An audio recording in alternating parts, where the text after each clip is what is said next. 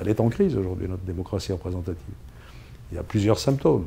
Cette mauvaise réputation des hommes et des femmes politiques, l'abstention. Je ne sais pas si vous avez encore le droit de vote, mais quand vous l'aurez, vous votez comme vous voulez, mais votez. C'est ça, la liberté démocratique, c'est de voter. Or, vos générations ne votent pas. Je ne vais pas vous faire un procès, mais le taux d'abstention aux élections dans les moins de 25 ans est extrêmement élevé. C'est pas bon signe. C'est pas bon signe de la démocratie.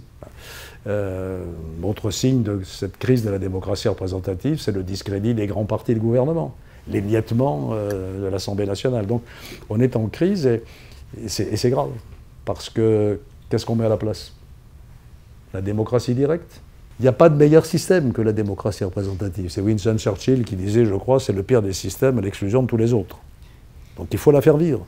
Il faut la revivifier, il faut lui redonner son attractivité. Comment? Alors je ne vais pas rentrer dans ce débat qui est un peu compliqué, mais je crois qu'il faut le plus souvent possible donner la parole directement aux citoyens. Il y a des méthodes pour ça.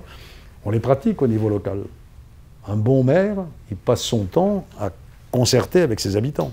Il y a des conseils de quartier, il y a des collectifs associatifs, il y a des associations de riverains, et on ne prend pas de décision quand on est maire sans l'avoir préparé en concertation avec sa population.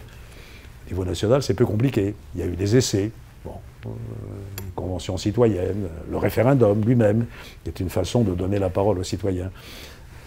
L'autre solution, c'est ensuite d'aller un coup plus loin, peut-être dans la décentralisation, pour donner plus d'autonomie et plus de pouvoir aux collectivités territoriales, puisque là, la démocratie directe fonctionne mieux qu'au niveau national.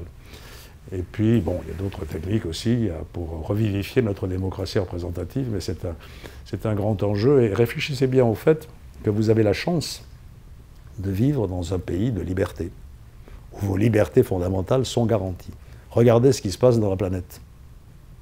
La Russie, la Chine, même l'Inde, qu'on présente comme la première des démocraties, mais enfin où les minorités ne sont pas très bien traitées.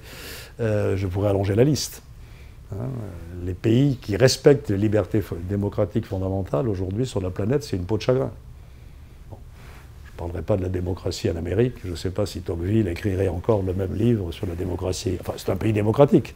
M. Trump a été élu démocratiquement. Bon, c'est l'affaire des Américains.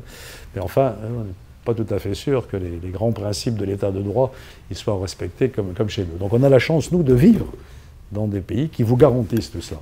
Alors ne le bradez pas.